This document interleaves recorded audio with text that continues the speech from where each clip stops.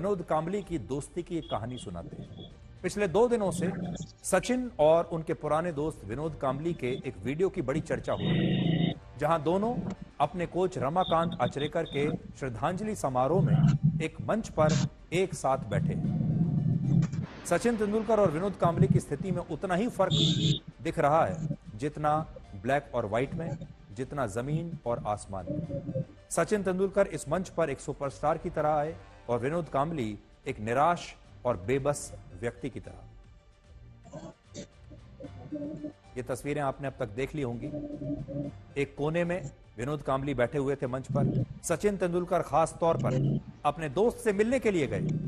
विनोद कांबली ने उनका हाथ पकड़ लिया। विनोद कांबली हाथ छोड़ नहीं रहे थे। शायद वो चाहते थे कि सचिन कुछ और देर उनके साथ बैठें, कुछ और देर सचिन उनके साथ बात करें, लेकिन शायद जो उनके साथ बैठे हैं उन्हें लगा कि विनोद कांबली की मानसिक स्थिति ठीक नहीं है और उन्होंने सचिन को कहा कि बस हो गया, आप जाइए और दूर बैठ जाइए। एक बार फिर से आप तस्वीर देखिए।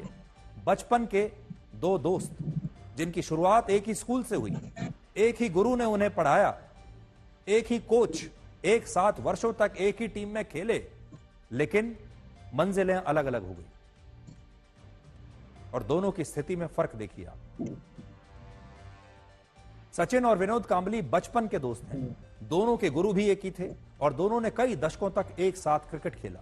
स्कूल के दिनों में दोनों ने मिलकर 664 रनों की शानदार पार्टनरशिप का वर्ल्ड रिकॉर्ड बनाया और उसमें भी विनोद कांबली ने सचिन से ज्यादा रन बनाए थे। उस समय बहुत सारे लोग कहते थे कि विनोद कांबली सचिन से भी ज्यादा प्रतिभाशाली हैं। जब ये लोग खेलेंगे तो विनोद आगे निकल जाएंगे। इसके बाद इन दोनों को भारतीय क्रिकेट टीम में खेलने का पूरा मौका मिला, लेकिन सचिन ने इस मौके का पूरा फायदा उठाया। वो अनुशासन के साथ हर मैच के बाद और मजबूत होते चले गए और Vinod Kambli happy go lucky के फॉर्मूले पर चलते रहे, किस्मत के भरोसे चलते रहे। अपने पूरे जीवन में सचिन का नाम क्रिकेट के अलावा कभी किसी विवाद से नहीं जुड़ा। किसी ने उन्हें किसी नाइट क्लब में पार्टी करते हुए नहीं देखा। मैच के बाद किसी बड़ी अभिनेत्री या मॉडल के साथ सचिन का नाम नहीं जुड़ा, जैसा कि अक्सर क्रिकेट खिलाड़ियों का जुड़ता है। वो या तो क्रिकेट के मैदान पर दिखते थे और या फिर अपने परिवार के साथ। लेकिन विनोद कांबली क्रिकेट से ज्यादा दूसरे विवादों में फंसे रहे। धीरे धीरे विनोद कांबली ने खुद को मस्ती और किस्मत के हवाले कर दिया। उन्हें मौके तो बहुत मिले, लेकिन फायदा नहीं उठा पाए। इस दौरान वो अक्सर नाइट क्लब्स में दिखते थे, नाचते गाते दिखते थे। उन्होंने फिल्मों में भी काम करने की कोशिश की और इस दौरान उनकी छवि एक लापरवाह और बेपरवाह इंसान की बन गई। 17 टेस्ट मैच और 104 वनडे इंटरनेशनल मैच खेलने के बाद विनोद कांबली सिर्फ 28 साल की उम्र में भारत की क्रिकेट टीम से बाहर हो गए और उसके बाद उन्हें कभी मौका नहीं मिला। और सचिन तेंदुलकर 40 साल की उम्र तक खेलते रहे और लोग उन्हें क्रिकेट का भगवान कहने लगे। टीम से बाहर होने के बाद विनोद कांबली शराब के नशे में डूब गए।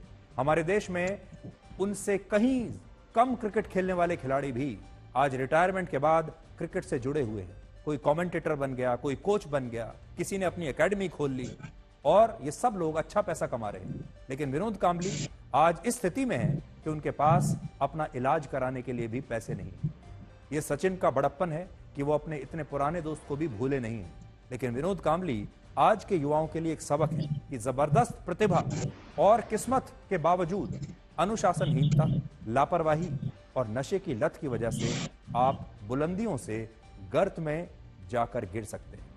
विनोद कांबली की इस स्थिति को देखकर 1983 में वर्ल्ड कप जीतने वाली भारतीय क्रिकेट टीम ने कहा है कि वो कांबली के इलाज का खर्च उठाने के लिए तैयार है, लेकिन इसके लिए भी पहले उन्हें शराब छोड़ने के लिए एक रिहैबिलिटेशन सेंटर जाना होगा। इससे पहले भी विनोद कांबली कई बार शराब छोड़ने की कोशिश कर चुके हैं, लेकिन कभी सफल नहीं हो गए और आज 52 वर्ष की उम्र में उनकी स्थिति यह है कि न तो उनका शरीर ठीक से काम कर रहा है और ना ही दिमाग।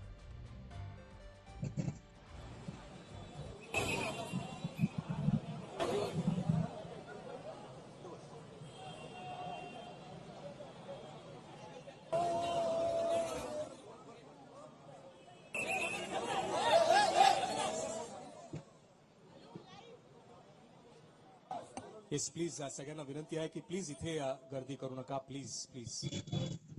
येस पटकन बोल. शॉर्टकट बोला, जास्त जास्त ना बोलणार. ठीक आहे.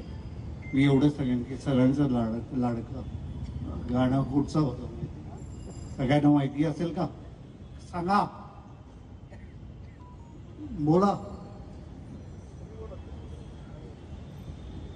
हर जरा दोस्त कराए वह दिल डूबा जाए, आजा प्यारे प्यास हमारे खाए घबराए.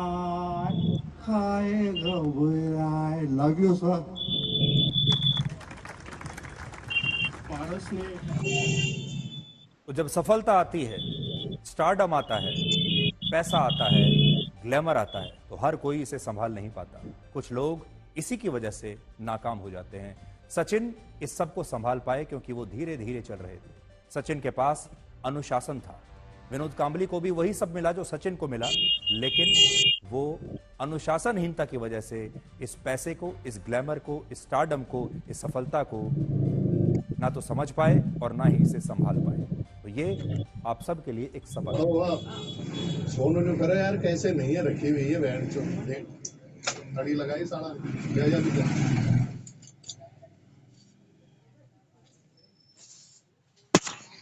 कल आ